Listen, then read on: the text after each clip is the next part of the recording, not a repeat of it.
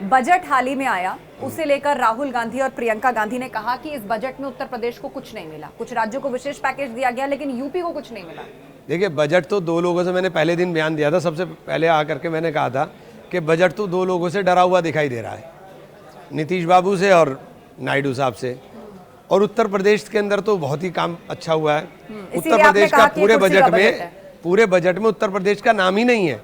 मतलब आप कमाल ये देखिए कि इतनी बड़ी स्टेट जहाँ इतनी बड़ी पॉपुलेशन रहती हो, बजट के अंदर उसका नाम ही नहीं, उस स्टेट का एक बार भी नाम नहीं आया।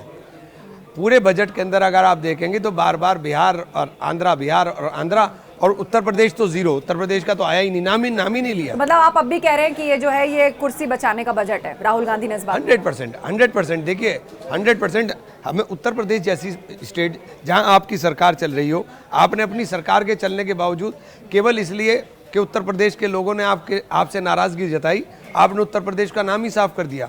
कोई योजना उत्तर प्रदेश के लिए नहीं है, कोई पैसे का एलोकेशन, बजट का एलोकेशन। और ये जो इनको दिए हैं झुंझुने, मैं झुंझुना कहूँगा इनको, नायडू साहब को, और तो बहुत बड़ा पैकेज है। आप उसे झुंझुना मैं कहता हूँ ये जो झुंझुने उनको दिए हैं ना, ये जिस दिन मिल जाएंगे तब हम भी खुश होंगे, क्योंकि देश ही का हिस्सा है वो भी। राहुल गांधी जब संसद में बोलते हैं तो उन पर आरोप लगता है, वो फौरन घेर लिए जाते हैं कि भाई वो भ्रम फैला रहे हैं। और इस बार तो संसद में एक बार फिर से भगवानों की तस्वीर उन्होंने दिखा दी।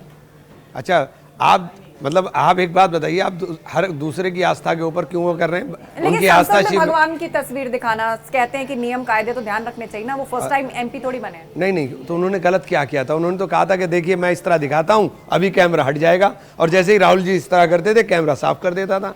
तो आपकी मर्जी से चल रहा ना सब।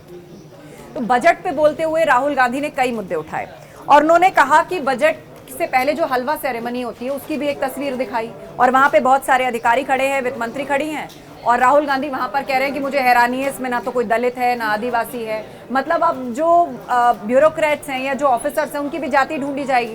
नहीं, तो आप एक बात बताइए, आप देश के अंदर जब जिस तरह से आप चल रहे हो, यहाँ आप लेके जा रहे हो, क्या देश के अंदर आदिवासियों का, क्या देश के अंदर दलितों का, क्या देश के अंदर पिछड़ों का, क्या देश के अंदर अल्पसंख्यक शब्द मैं इस्तेमाल नहीं करता हूँ, मुसलमान शब्द करता हूँ, क्योंकि क्या इनका अधिकार नहीं है? क्या ये हिंदुस्तानी नहीं है?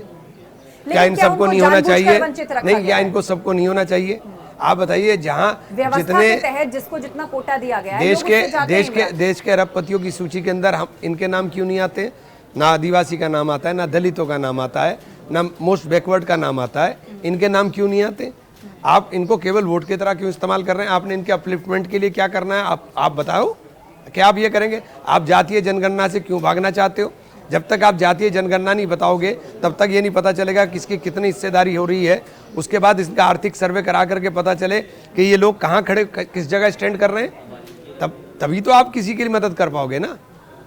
लेकिन क्या आप ये कहना चाहते हैं कि जानबूझकर आरक्षण से वंचित किया जाता है? जिसको जितनी व्यवस्था मिल रही है उसके तहत आरक्षण को, लेकिन हलवा सेरेमनी की तस्वीर दिखाकर वो कह रहे हैं कि इसमें मैं 73% ढूंढ रहा हूँ। हाँ, तो है नहीं ना, ये प्योर पॉलिटिक्स नहीं। पॉलिटिक्स की क्या बात होगी? क्या इन लोगों को नहीं चाहिए? क्या इनकी आवाज नहीं उठनी चाहिए? अगर इनके लोग नहीं है, इनके रिप्रेजेंटेटिव नहीं है, तो क्या हमारी जिम्मेदारी नहीं बनती कि हम लोग मजबूती के साथ आवाज को उठाने का काम करें?